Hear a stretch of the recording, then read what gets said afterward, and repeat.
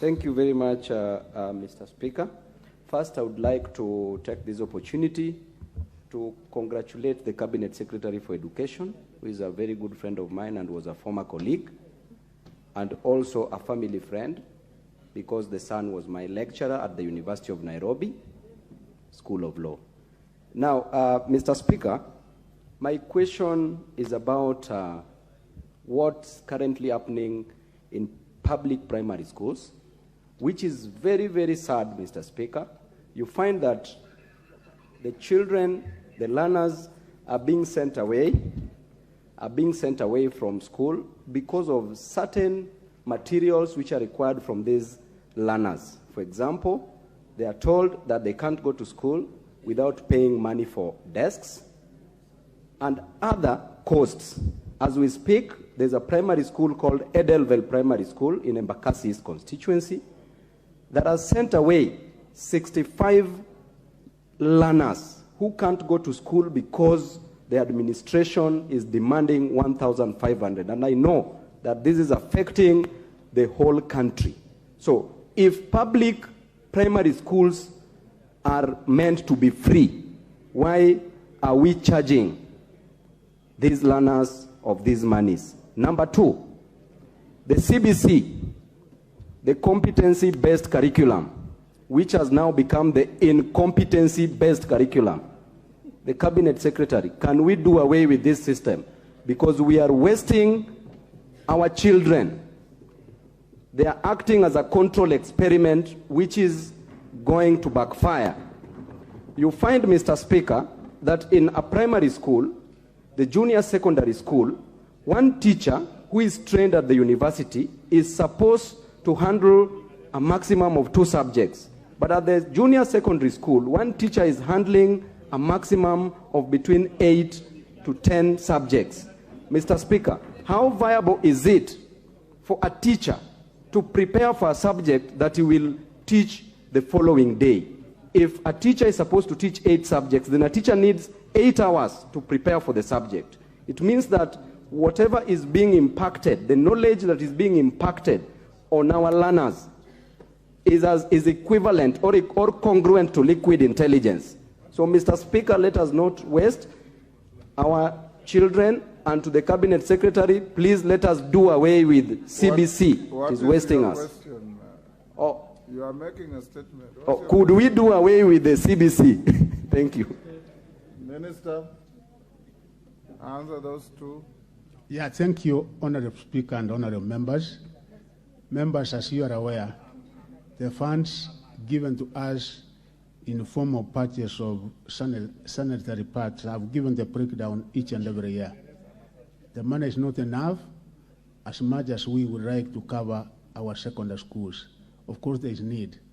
And this particular function, there is an engagement for us to transfer the funds either to the Ministry of Gender or to the Women Lab. They are aware about the conversation, but I think the question is the amount of funds available for this function is not enough. And it is because of that that we are able to limit ourselves to primary school girls and also secondary school. Of course, there is need.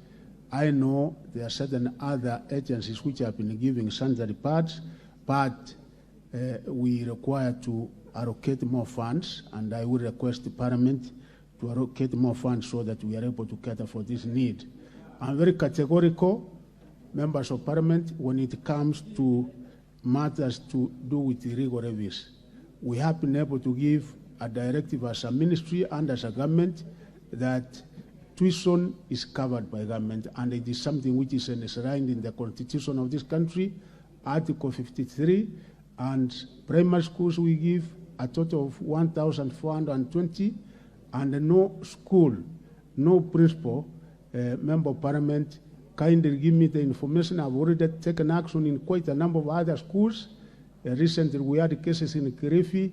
We had cases, I think, in the other county where we have taken disciplinary action against those who were concerned, such that once this information is made available to us, that there is a school charging 1,500, then we will be able to move in immediately and take action. And even our deputy county directors of education, we are facilitating them so that they can be able to monitor, they can be able to go to each and every school, and in case there is such an irregularity, they take the necessary required action. Members, you know, we have been able to work this journey of CPC. We are now on grade 7. We are on junior secondary.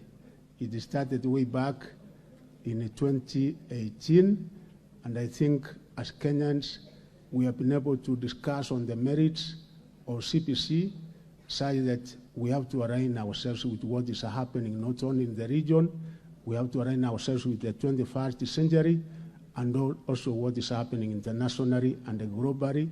And even when the team that was set up by His Excellency the President, the Presidential Working Party, it went around the country, gathering views from many people in the 47 counties. It came here to Parliament, and the key stakeholders were also engaged in this discussion. And you know, the percentage of Kenyans who said, yes, we have few challenges which we can be able to mitigate as a country, but we cannot be able to go back. Let us move on with the CPC. Actually, 68% of the Kenyans, according to that report, said we continue with CPC. There was 15% who said we think we should be able to go back to the 844 system. And there were others who were, of course, in between, but the greater percentage of Kenyans, including experts, said, yes, this is the best system.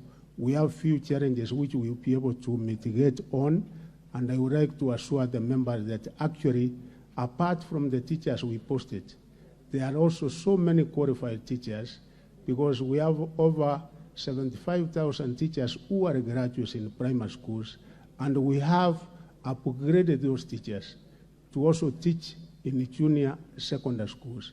So the situation is not as bad as we think. There is a lot of improvement and a lot of good things, and moving forward, we are also mitigating on some of these challenges. Thank you, Honorable Speaker. Women Rep Kilifi. Mheshimiwa Speaker, nataka kuzungumzia kuhusu sodo. Mheshimiwa Speaker, sodo ni sanitary towels. Unazungumzia au unauliza swali? Nataka kumuuliza swali waziri. Mpango huu wa sodo ni mambo ya kike. Na huu mpango ulikuwa kwa wakilishi wa kike wa hii nchi.